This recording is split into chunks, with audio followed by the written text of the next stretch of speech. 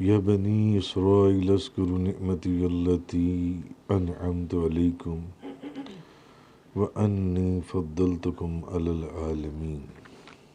اے بنی اسرائیل میری اس نعمت کو یاد کرو جو میں نے تم کو عطا کی تھی، اور یہ کہ میں نے تم کو اس زمانے کے لوگوں پر فضیلت دی تھی۔ اب اس آیت کو دوبارہ ذکر کیا گیا تاکہ بنی اسرائیل کو نعمتیں یاد دلانے کی تاکید ہو، اور اس میں یہ تنبیہ ہے کہ بنی اسرائیل اللہ کی نعمتوں کا حق ادا کرنے سے غافل ہیں۔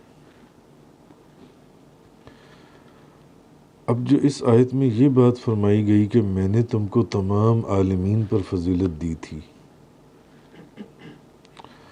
اس پر کوئی یہ سوال کر سکتا ہے کہ تمام عالمین میں تو نبی کریم صلی اللہ علیہ وسلم اور آپ کی امت بھی داخل ہے، حالانکہ یہود جو ہیں، یہودی، وہ نبی کریم صلی اللہ علیہ وسلم یا ان کی امت سے افضل نہیں ہے۔ تو پھر یہ جو اس آیہ مبارکہ کے اندر یہ جو فرمایا گیا یا بنی اسرائیل اذکروا نعمتی التی انعمت علیکم، اے بنی اسرائیل میری اس نعمت کو یاد کرو جو میں نے تم کو عطا کی تھی، وَأَنِّي فَضَّلْتُكُمْ عَلَى الْعَالَمِينَ، اور یہ کہ میں نے تمہیں لوگوں پر فضیلت دی تھی، لوگوں پر فضیلت دی تھی۔ تو یہاں پر یہ ایک سوال اٹھ سکتا ہے کہ نبی کریم صلی اللہ علیہ وسلم اور آپ کی امت بھی عالمین میں داخل ہیں یا نہیں ہیں؟ عالمین میں داخل ہیں، جبکہ یہود ان سے افضل نہیں ہیں۔ تو پھر اس آیت کا یہاں کیا مطلب ہے؟ اس کا جواب یہ ہے کہ عالمین سے مراد یہاں جو لیا گیا ہے وہ ان کے زمانے کے لوگ ہیں، قیامت تک کے لوگ مراد نہیں ہیں۔ وہ بنی اسرائیل کے زمانے کے لوگ ہیں کہ ان کو ان کے زمانے کے اندر، ان کے لوگوں کے اندر تمام عالمین کے اوپر فضیلت دی گئی، قیامت تک کے لوگ مراد نہیں ہیں۔ اگر قیامت تک کے لوگ مراد ہوں تو پھر تو وہ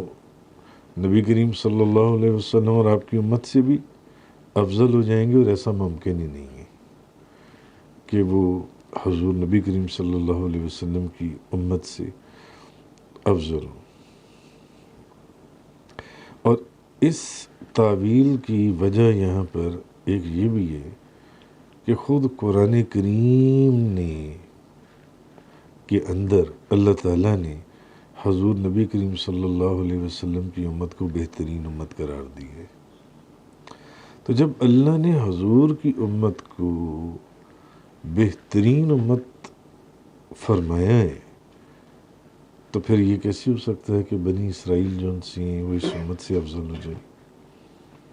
تو پھر جو اس آیہ مبارکہ کے اندر اللہ نے فرمایا کہ اے بنی اسرائیل میری اس نعمت کو یاد کرو جو میں نے تم کو عطا کی تھی، اور یہ کہ میں نے تمہیں لوگوں پر فضیلت دی تھی، تو معلوم ہوا کہ یہ لوگ قیامت تک کے نہیں ہیں،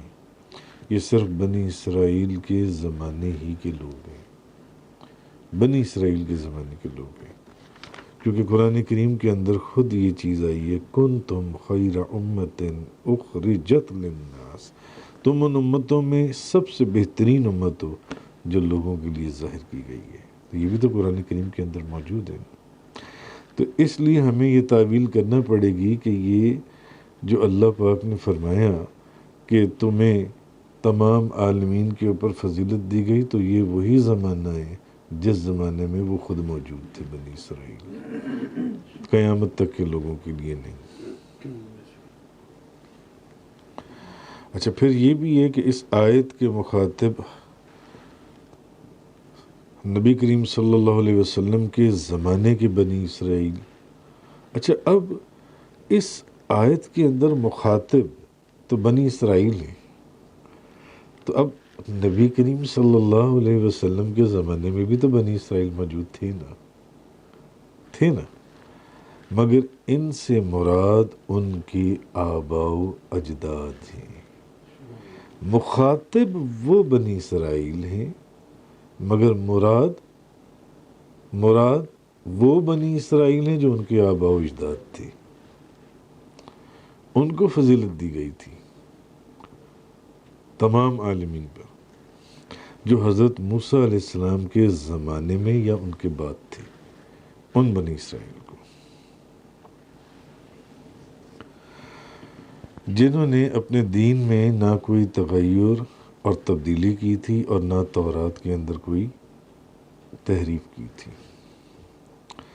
ان کو اللہ تعالیٰ نے بہت نعمتیں عطا فرمائی، جیسے کہ قرآن مجید کے اندر اللہ پاک نے سورۃ المائدہ میں فرمایا کہ یاد کیجئے جب موسیٰ نے اپنی امت سے کہا کہ اے میری امت، اللہ کی وہ نعمتیں یاد کرو جو اس نے تم کو عطا کی، جب اس نے تم میں انبیاء بنائے اور تم کو بادشاہ بنایا اور تمہیں وہ کچھ دیا جو اس زمانے میں سارے جہانوں میں سے کسی کو نہیں دیا گیا تھا.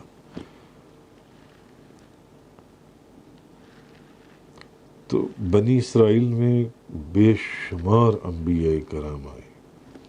غالباً 4,000 نبی بنی اسرائیل کے اندر آئے جی.